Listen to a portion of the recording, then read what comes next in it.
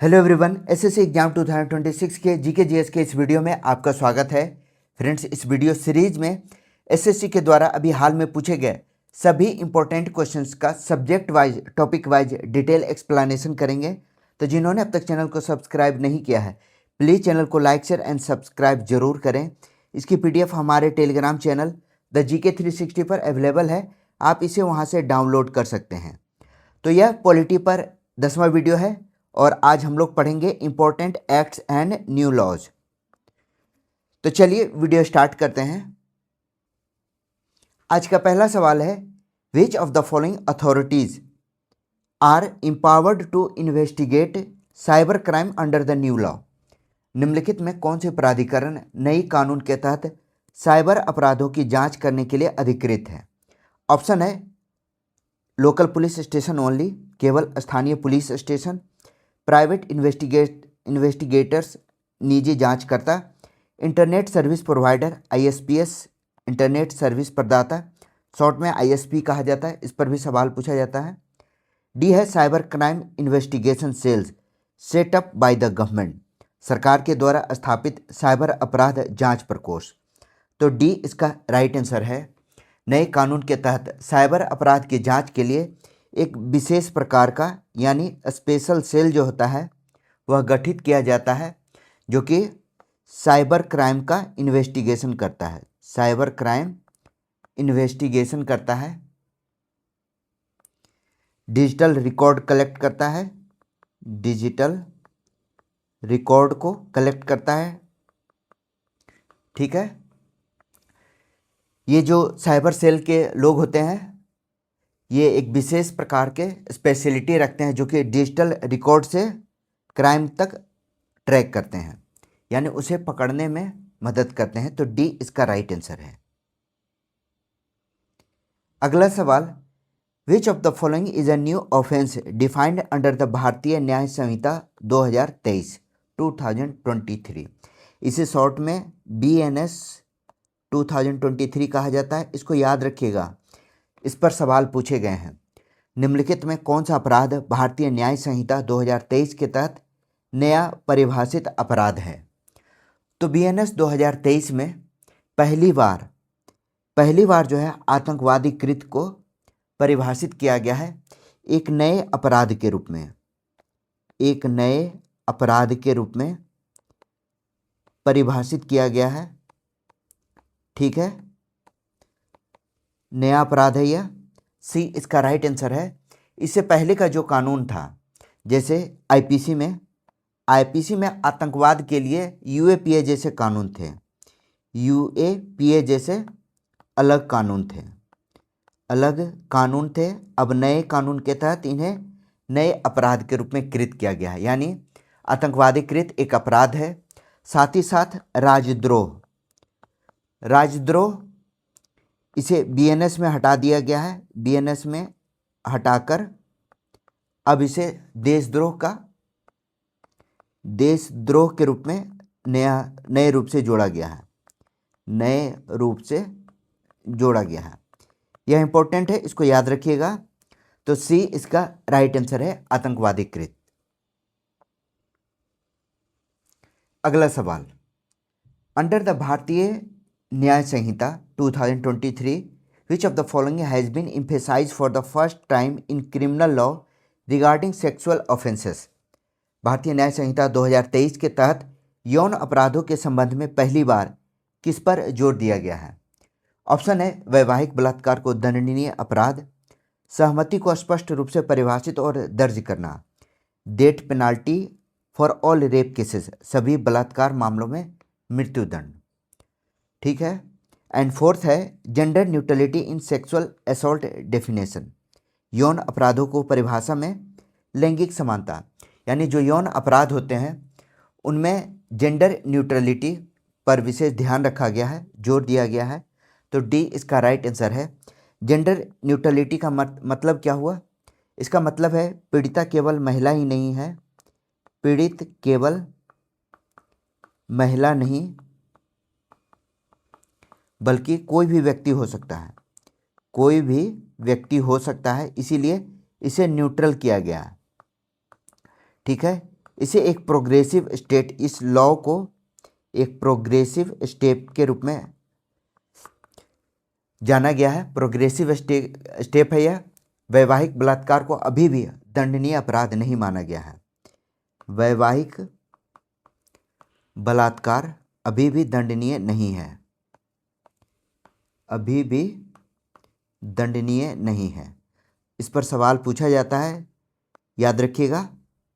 इसका right answer है D. अगला सवाल, under the BSA what is the value of expert opinion in A trial. BSA के तहत मुकदमे में विशेष राय का क्या महत्व है। BSA का फुल फॉर्म क्या है? भारतीय साक्ष्य अधिनियम। तो भारतीय साक्ष्य अधिनियम के अनुसार विशेषज्ञ राय का क्या महत्व है? तो विशेषज्ञ राय यह काफ़ी महत्वपूर्ण होता है।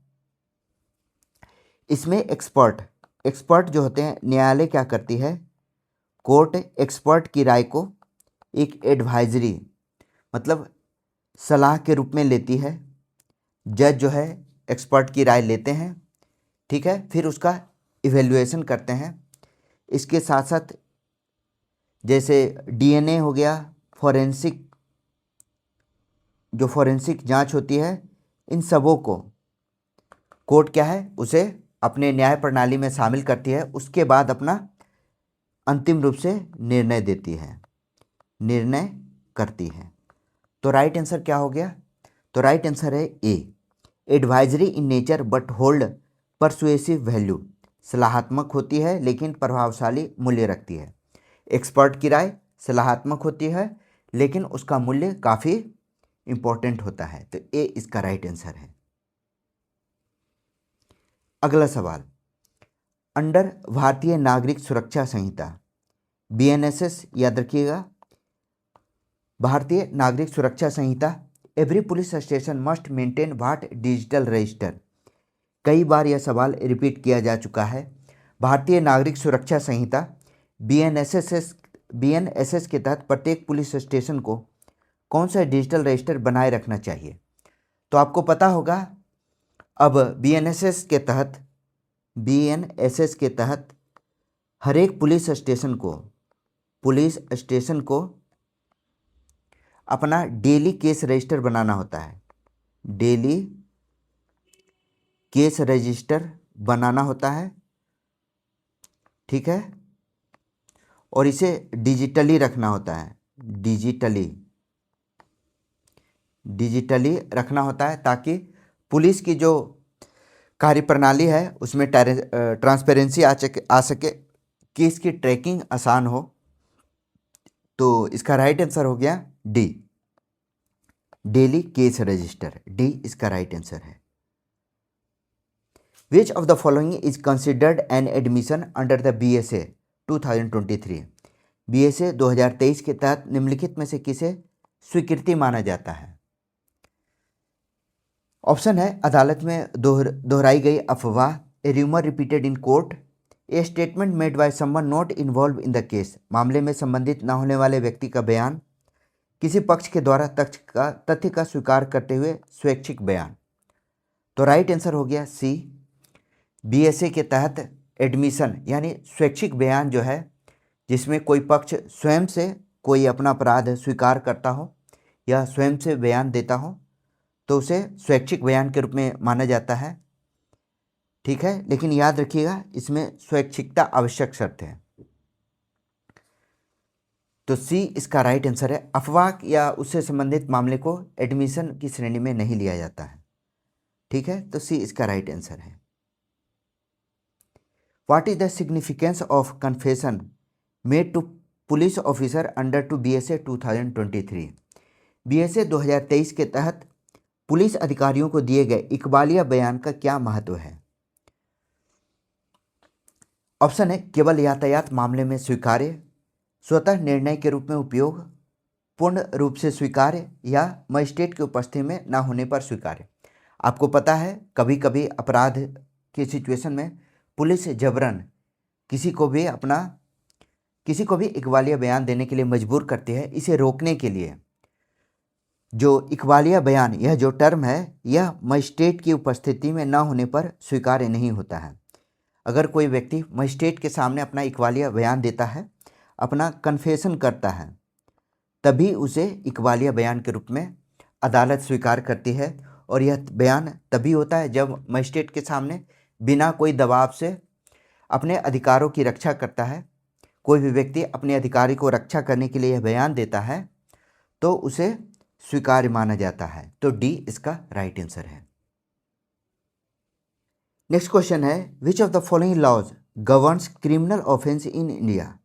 निम्नलिखित में कौन सा कानून भारत में आपराधिक अपराधों को नियंत्रित करता है? ऑप्शन है भारतीय नागरिक सुरक्षा संहिता, भारतीय साक्ष्य अधिनियम, सिविल प्रोसीड्योर कोड, सिविल प्रक्रिया संहिता, या भारतीय न्याय संहिता। तो आपको पता है बीएनएस जो है वह 2023 का है और यह पुरानी आईपीसी का स्थान लेती है। आईपीसी कब का था? 1860 का। तो बीएनएस आईपीसी का स्थान ली है। बीएनएसएस दूसरा महत्वपूर्ण आपराधिक कानून है। बीएनएसएस और बीएसए, बीएनएस भारतीय नागरिक सुरक्षा संहिता, बीएनएसएस और बीएसए भारतीय साक्ष्य अधिनियम एक्ट, यह जो है सीआरपीसी की जगह आई है। सीआरपीसी जो पुराना कानून था। तो भारत में अब 3 नए कानून आ गए हैं। 3 नए कानून कौन कौन से हैं? तो यह है बीएनएस, बीएनएसएस और बीएसए। तो यह भारत की नई आपराधिक प्रणाली है, उसका स्थान ले रही है। 2023 में यह कानून लाए गए हैं। तो राइट आंसर हो गया डी, भारतीय न्याय संहिता। अगला सवाल, as per the Bharatiya Nagarik Suraksha संहिता 2023, इसे बीएनएसएस कहा जाता है, how should every summons issued by a court be formatted? Bharatiya Nagarik सुरक्षा 2023 के अनुसार न्यायालय के द्वारा जारी प्रत्येक समन को कैसे स्वरूपित किया जाना चाहिए? तो जो समन जारी होते हैं, न्यायालय जो है समन 2 प्रतियों में देती है। एक कक्ष के पास होती है, एक कक्ष के पास, और एक न्यायिक रिकॉर्ड में, एक न्यायालय के रिकॉर्ड में। ठीक है। तो यह जो 2 समन है 2 प्रतियों में होता है। समन जो होता है वह 2 प्रति में होता है। तो राइट आंसर हो गया in duplicate signed and sealed और sent via encrypted digital form, 2 प्रतियों में हस्ताक्षरित और सीलबंद या इनक्रिप्टेड डिजिटल रूप में भेजा गया। तो ए इसका राइट आंसर है।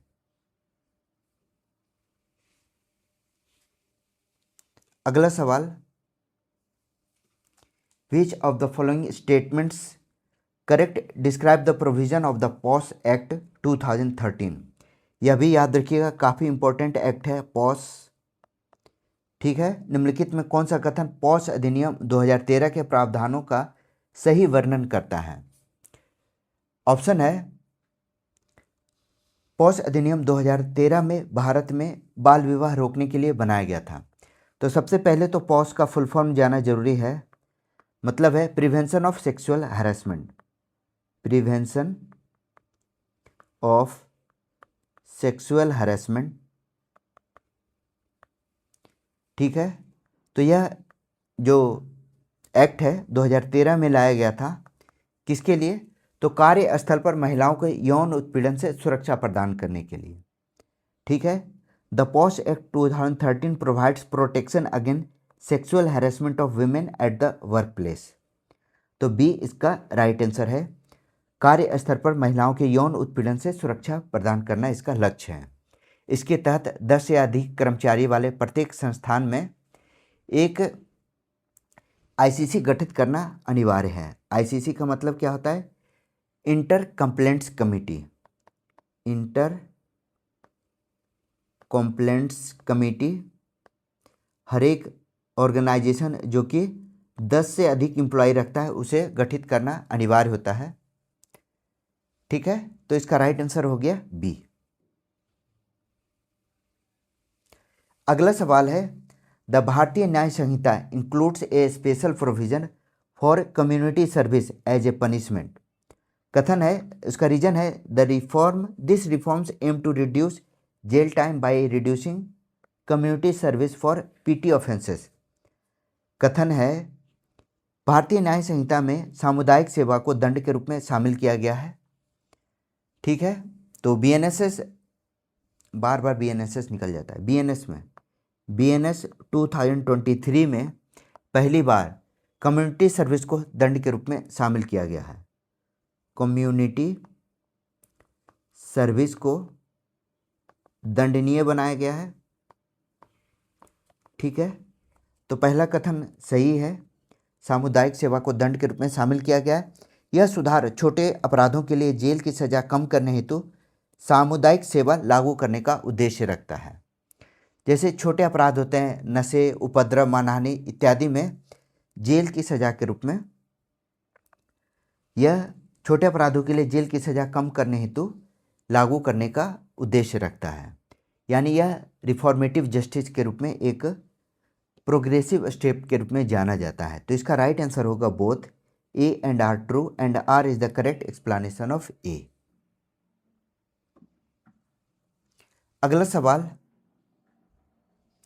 Under the Bharatiya Nagarik Suraksha Sanhita BNSS, for how long can a suspect be detained without a magistrate approval. Bharatiya Nagarik Suraksha संहिता के तहत बिना मजिस्ट्रेट के अनुमति के किसी संदिग्ध को कितने समय के हिरासत में रखा जाता है। तो याद रखिएगा, इससे जुड़े प्रावधान हमारे संविधान में है, अनुच्छेद 22 में। क्या है? अपराधों के लिए दोषसिद्धि के संबंध में संरक्षण।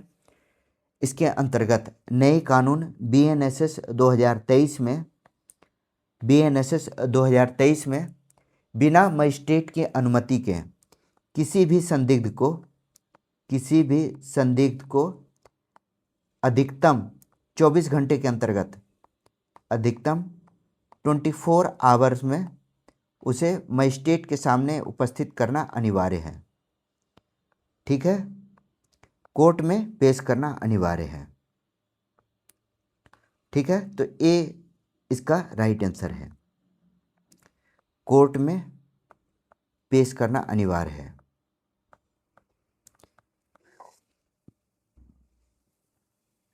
अगला सवाल,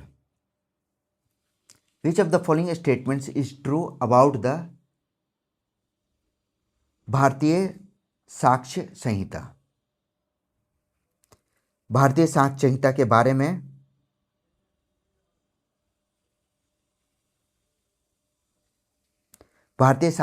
बारे में निम्नलिखित में से कौन सा कथन सही है?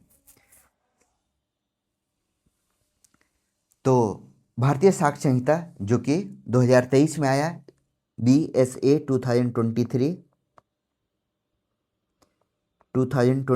इसके अंतर्गत जितने भी डिजिटल रिकॉर्ड हैं उन्हें प्राथमिक साक्ष्य के रूप में दर्जा दिया गया है, प्राइमरी एविडेंस के रूप में माना गया है।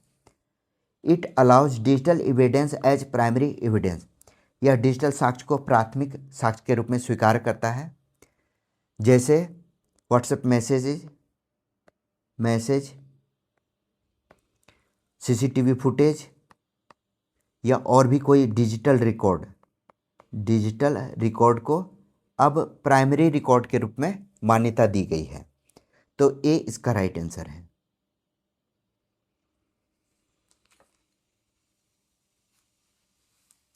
Which act was pass to grant limited self governance to Indians for the first time.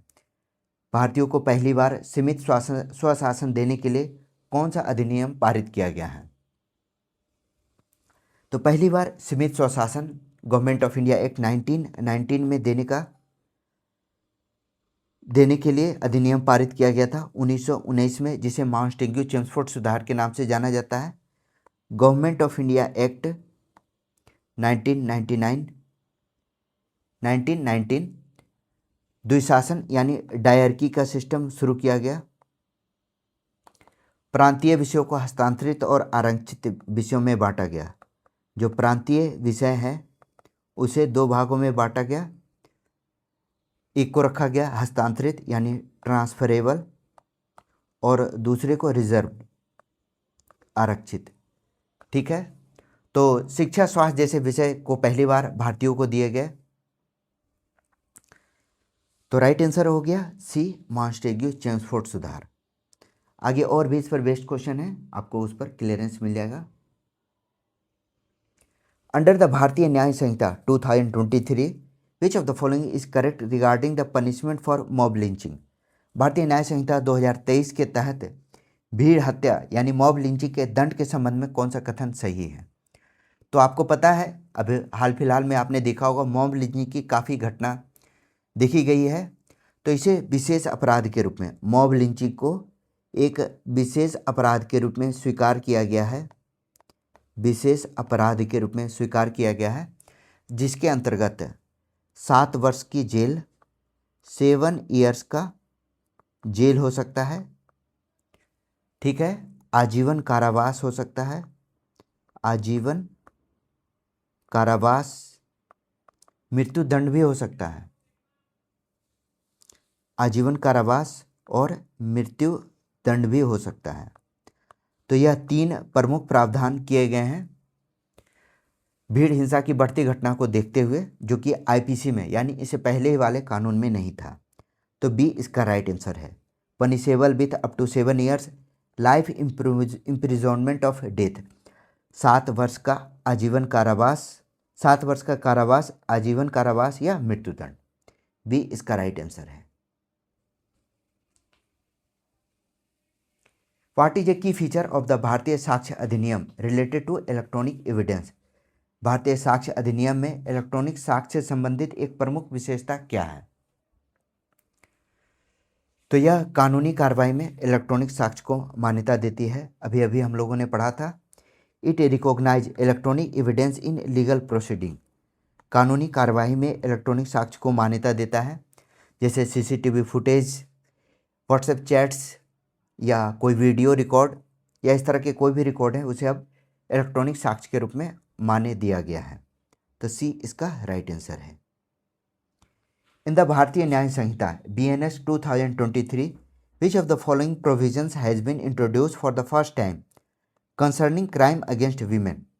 भारतीय न्याय संहिता 2023 में महिलाओं के विरुद्ध अपराधों के संबंध में पहली बार कौन सा प्रावधान जोड़ा गया। तो यह काफ़ी इम्पोर्टेंट है, याद रखिएगा। पहली बार 18 वर्ष से कम आयु के लड़की के लिए गैंगरेप के मामले में मृत्युदंड का प्रावधान किया गया है। Provision for capital punishment in case of gangrape of a women under 18 years, काफ़ी इम्पोर्टेंट है। 18 वर्ष से कम आयु के महिला के साथ गैंगरेप पर मृत्युदंड का प्रावधान करना। यह जो प्रावधान है वह निर्भया केस से प्रेरित होकर, आपको पता है निर्भया कांड हुआ था 2012 में, तो उसी से प्रेरित होकर इस कानूनी सुधार प्रक्रिया की यह अगली कड़ी के रूप में शामिल किया गया। लेकिन याद रखिएगा, वैवाहिक बलात्कार को अभी भी वैलिड नहीं बनाया गया है, ठीक है। तो बी इसका राइट आंसर है।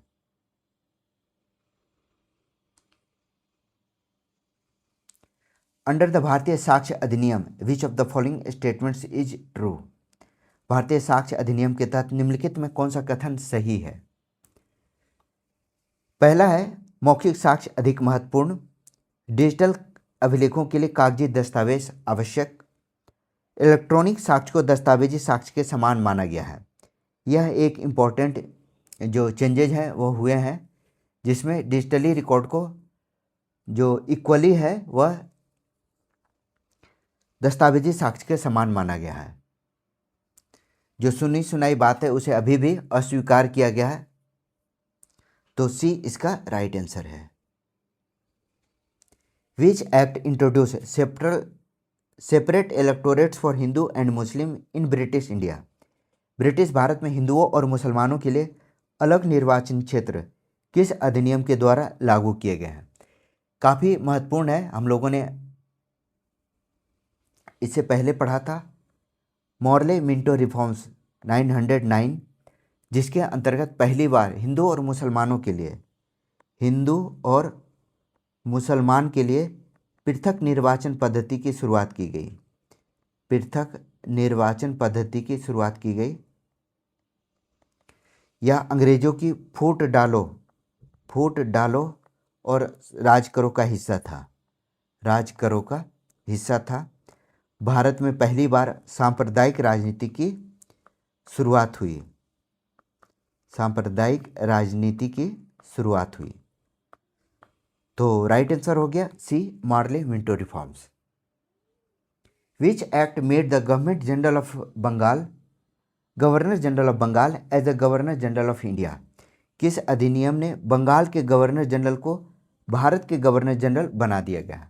काफ़ी इंपॉर्टेंट है 1833 का एक्ट, जिसे 1833 के एक्ट को सेंट हेलेना एक्ट भी कहा जाता है। काफ़ी कम लोगों को पता है, सेंट हेलेना एक्ट कहा जाता है।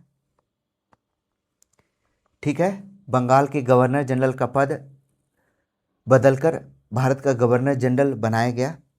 पहला गवर्नर जनरल जो है वह लॉर्ड विलियम बेंटिक बने, लॉर्ड विलियम बेंटिक बने। ठीक है, तो 1833 के अधिनियम में पहली बार भारत में केंद्रीकृत प्रशासन की शुरुआत हुई, केंद्रीकृत प्रशासन की शुरुआत हुई। ईस्ट इंडिया कंपनी के व्यापारिक कार्य समाप्त हुए और केवल प्रशासनिक निकाय के रूप में इसे बना दिया गया। तो ये याद रखिएगा, बी इसका राइट आंसर है। Fill in the blanks. The Bharatiya Sakshya Adhiniyam modernise dash by incorporating provision for technology based evidence. Bharatiya Sakshya अधिनियम को आधुनिक बनाता है जिससे तकनीकी आधार साक्ष्य शामिल है। इस पर हम लोगों ने कई सवाल कर रखे हैं। तो यह एविडेंस लॉ, भारतीय साक्ष्य अधिनियम, जो कि एक एविडेंस लॉ के रूप में है, जिसमें तकनीकी आधारित साक्ष्य जैसे digital record, email, WhatsApp chat, इन सभी को इसमें शामिल किया गया है। तो बी इसका राइट आंसर है। विच provision of the Bharatiya Nyaya Sanhita focuses on crimes against women and children? Bharatiya Nyaya संहिता का कौन सा प्रावधान महिलाओं और बच्चों के खिलाफ अपराधों पर केंद्रित है? तो यह 2023 में जोड़ा गया अध्याय 5 था। BNS 2023 में अध्याय 5 जोड़ा गया, जिसमें महिलाओं और बच्चों के विरुद्ध अपराधों पर नियंत्रण यानी उस पर रोक करने के लिए इसमें शामिल किया गया। ठीक है, जैसे आपने देखा होगा बलात्कार, यौन उत्पीड़न, एसिड हमले होते हैं, दहेज मृत्यु होती है, घरेलू हिंसा जैसे अपराध को अध्याय 5 में शामिल किया गया है। तो बी इसका राइट आंसर है। Fill in the blank. The dash ended the monopoly of the East India Company in trade with India. Dash ने भारत के साथ व्यापार में ईस्ट इंडिया कंपनी का एकाधिकार समाप्त हुआ। याद रखिएगा 1813 का एक्ट, 1813 के एक्ट में ईस्ट इंडिया कंपनी के व्यापारिक एकाधिकार जो था वह समाप्त कर दिया गया, लेकिन चाय के व्यापार और चीन के साथ होने वाले व्यापार में एकाधिकार बरकरार रहा, व्यापारिक एकाधिकार बना रहा। यह काफ़ी इम्पोर्टेंट है, याद रखिएगा, चाय और चीन के साथ व्यापारिक एकाधिकार बना रहा। इस अधिनियम में भारत में ईसाई मिशनरियों को काम करने की अनुमति दी गई। ठीक है, तो ए इसका राइट आंसर है। The government of India act 1935 propose which major reform? भारतीय शासन अधिनियम 1935 में कौन सा प्रमुख सुधार प्रस्तावित किया? ऑलरेडी 1935 का अधिनियम आ चुका है, जिसमें ऑल इंडिया फेडरेशन संघीय सरकार की स्थापना का प्रावधान इसमें प्रस्तावित किया गया था। हालांकि संघीय भाग कभी लागू नहीं हुआ और राजाओं ने इसमें शामिल होने से मना कर दिया था। तो राइट आंसर हो गया बी, संघीय सरकार की स्थापना। Consider the following statement regarding the Bharatiya Sakshya अधिनियम 2023। भारतीय साक्ष्य अधिनियम 2023 के संबंध में निम्नलिखित कथन पर विचार कीजिए। पहला कथन है, यह अधिनियम न्यायालय पर लागू होता है जिसमें कोर्ट मार्शल शामिल है, लेकिन शपथ पत्र और मध्यस्थता को बाहर करता है। The act applies to court includes court martial but exclude affidavits and arbitration. तो पहला कथन सही है, इसमें शपथ पत्र, एफिडेविट और आर्बिट्रेशन पर लागू नहीं हुआ है, इसको बाहर रखा गया है। तो पहला कथन सही है। सेकंड है, documents include email, server logs and smartphone message दस्तावेज में ईमेल, सर्वर, लॉग और स्मार्टफोन संदेश शामिल हैं। अभी अभी आप लोगों ने पढ़ा, तो यह भी सही है। थर्ड है, पुलिस को दिए गए इकबालिया बयान बिना प्रतिबंध स्वीकार है। Confession to police officer are admissible without restriction. तो डॉक्यूमेंट की परिभाषा में पुलिस के द्वारा दिए गए इकबालिया बयान में अभी अभी आप लोगों ने सुना होगा कि इस पर पुलिस पर दिए गए इकबालिया बयान को मान्य नहीं माना गया है जब तक कि किसी मजिस्ट्रेट की उपस्थिति में ना दिया गया हो। तो तीसरा गलत है, इस पर भी हम लोगों ने अभी अभी सवाल किया है। नेक्स्ट है, the evidence act of 1872 is repealed but pending case follow the old law. 1872 का साक्ष्य अधिनियम निरस्त है लेकिन लंबित मामले में पुराना लागू होता है। यह तो संवैधानिक कानून है कि जिस समय जो कानून एक्टिव होता है उसी के अकॉर्डिंग डिसीजन लिए जाते हैं। तो 2023 के बाद जो कानून अभी हाल के जो भी हैं वो 2023 के होंगे। जो पुराने केसेस हैं वो अभी भी 1872 के साक्ष्य अधिनियम के आधार पर ही डिसीजन लिए जाएंगे। तो इसका राइट आंसर हो गया 1, 2 एंड 4 सही, यानी बी इसका राइट आंसर है। Which of the following powers granted under the Criminal Procedure Identification Act 2022 extend beyond the scope of its predecessor? निम्नलिखित में कौन सी शक्ति आपराधिक प्रक्रिया पहचान अधिनियम 2022 के तहत अपने पूर्ववर्ती से अधिक विस्तृत है? तो आपको पता है क्रिमिनल प्रोसीड्योर आइडेंटिफिकेशन एक्ट 2022 में, जो कि पहले का प्रिजनर्स एक्ट था 1920 के, पहले के 1920 के एक्ट के जो प्रावधान थे उसमें नए कानून में अब पहले क्या था, केवल फिंगरप्रिंटिंग था, लेकिन अब retina scan, DNA, blood sample इत्यादि के डेटा संग्रह के प्रावधान को शामिल किया गया है। तो ए इसका राइट आंसर है। Permitting collection of biometric and biological data, biometric और जैविक डेटा के संग्रह की अनुमति दी गई थी, पहले केवल फिंगरप्रिंटिंग था। तो यह एक नया प्रावधान इसमें जोड़ा गया है, तो ए इसका राइट आंसर है। Which principle of the Digital Personal Data Protection Act 2023 ensure that entities collect data with consent? Digital व्यक्तिगत डेटा संरक्षण अधिनियम 2023 का कौन सा सिद्धांत सुनिश्चित करता है कि डेटा संग्रह सहमति से हो? तो यह है नोटिस एंड चॉइस फ्रेमवर्क, सूचना और वैकल्पिक ढांचा। डी इसका राइट आंसर है, जो कि डीपीडीपी है, डिजिटल पर्सनल डेटा प्रोटेक्शन में इसे डीपी कहा जाता है, डिजिटल पर्सनल डेटा प्रोटेक्शन। इसमें नोटिस एंड चॉइस सिद्धांत के तहत डेटा संग्रह के लिए पहले यूजर से उसका कंसेंट लेना आवश्यक है। आप देखते होंगे जब भी आपका कहीं भी डेटा शेयर होता है तो उससे आपका डेटा का कंसेंट लिया जाता है, और उपयोग जो यूजर्स हैं कभी भी अपनी सहमति वापस ले सकते हैं, अपना कंसेंट वापस ले सकते हैं। तो डी इसका राइट आंसर है। नेक्स्ट क्वेश्चन है, consider the following statements regarding BNS. BNS के संबंध में निम्नलिखित कथन पर विचार करें। इंट्रोड्यूस्ड कम्युनिटी सर्विस, सामुदायिक सेवा शामिल है। पहली बार कम्युनिटी सर्विस को नए दंड के रूप में शामिल किया गया है बीएनएस 2023 में, तो पहला कथन सही है। Limits summary trials to serious offences, संक्षिप्त परीक्षण को गंभीर अपराधों तक सीमित करता है, यह गलत है।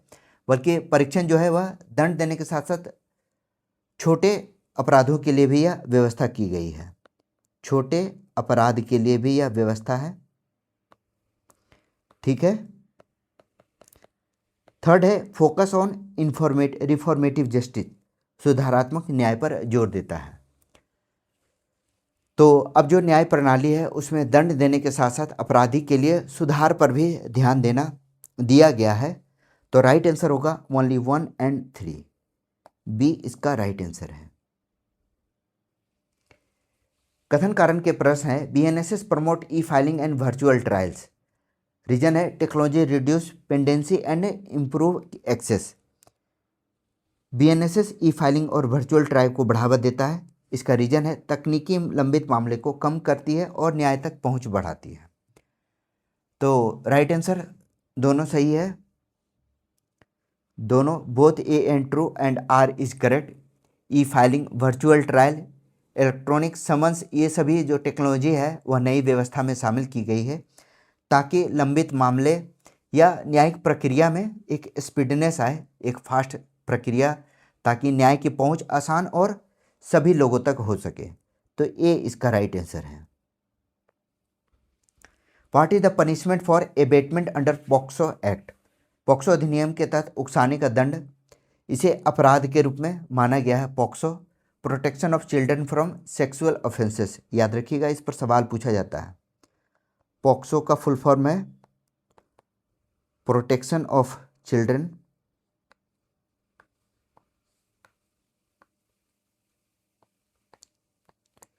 Protection of children from sexual offences, from sexual offences. याद रखिएगा 2012 में आया था यह। इसके तहत अपराध के उकसाने पर इसे भी एक दंड के रूप में, अपराध के समान दंड के रूप में प्रावधान किया गया है।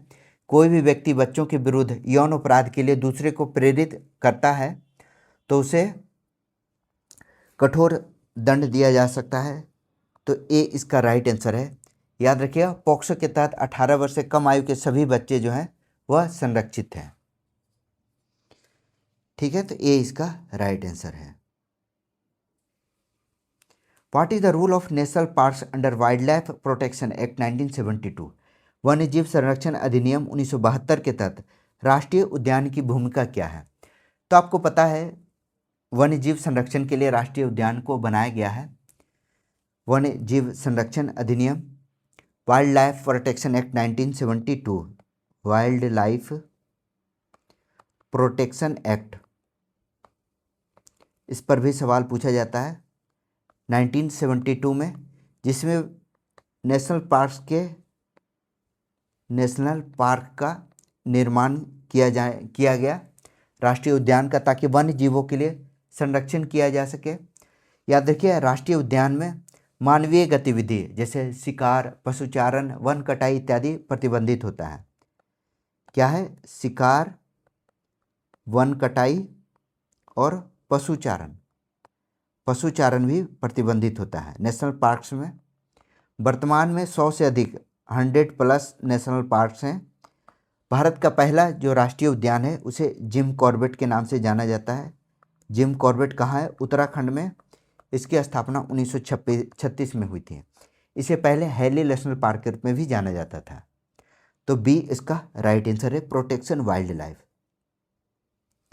If a soldier fires under lawful orders has he committed offence? यदि सैनिक वैध आदेश पर गोली चलाता है तो क्या उसने अपराध किया है? तो इसका राइट आंसर है नहीं। गुड फेथ लॉ बाउंड होना आवश्यक है। अगर गुड फेथ ऑफ लॉ के आधार पर उसने गोली चलाई है तो यह अपराध नहीं है। डी इसका राइट आंसर है। As per BSA 2023 which is not applicable? BSA 2023 के अनुसार कौन लागू नहीं होता है? तो आपको पता है BSA 2023 में न्यायालय में साक्ष्य प्रस्तुत करने पर जो एफिडेविट है उसे इसके दायरे से बाहर रखा गया है। B is the right answer. अगला सवाल, how did MTP amendment act 2021 extend abortion law? MTP संशोधन 2021 ने गर्भपात कानून को कैसे विस्तारित किया है? तो MTP amendment act medical termination of pregnancy, याद रखिएगा, मेडिकल टर्मिनेशन, इस पर फुल फॉर्म पूछा जाता है प्रेगनेंसी एक्ट 2021, जिसके अंतर्गत गर्भपात की ऊपरी सीमा 20 सप्ताह से बढ़ाकर 24 सप्ताह की गई है। ठीक है, तो इसे पहले 20 वीक था, 20 वीक से बढ़ाकर अब 24 वीक किया गया है। तो याद रखिए ये इसका राइट आंसर है। New criminal law focus on, नए आपराधिक कानून, यह किस पर केंद्रित है? हमने पहले भी पढ़ा है। जो नए आपराधिक कानून बनाए गए हैं, कौन से 3 नए आपराधिक कानून बने? तो पहला है BNS, दूसरा है BNSS और तीसरा है BSA, भारतीय साक्ष्य अधिनियम। इन तीनों कानून के बनाने का पर्पस क्या है? तो इसमें न्याय और नागरिक अधिकार, जस्टिस एंड राइट का विशेष ध्यान रखा गया है। पुराने औपनिवेशिक कानूनों को हटाकर भारतीय मूल्य और भारतीय संविधान की भावना के आधार पर इसे बनाया गया है। तो डी इसका राइट आंसर है। Under BSA primary evidence include, BSA के तहत प्राथमिक साक्ष्य में शामिल है counter part document, photocopy, summary या टाइप्ड प्रति। तो समकक्ष दस्तावेज कहा जाता है काउंटर पार्ट डॉक्यूमेंट्स। इसे प्राइमरी एविडेंस के रूप में मान्य दिया गया है। जैसे कॉन्टेक्स्ट की प्रतियां, अनुबंध जो होते हैं, इन सभी को एक प्राइमरी एविडेंस के रूप में शामिल किया गया है। बाकी फोटोकॉपी, समरी, टाइप्ड कॉपी, इन सभी को सेकेंडरी एविडेंस के रूप में शामिल किया गया है। ठीक है, तो ए इसका राइट आंसर है। Under the Bharatiya Nyaya Sanhita what is the punishment for mob lynching, Bharatiya Nyaya संहिता के अनुसार मॉब लिंचिंग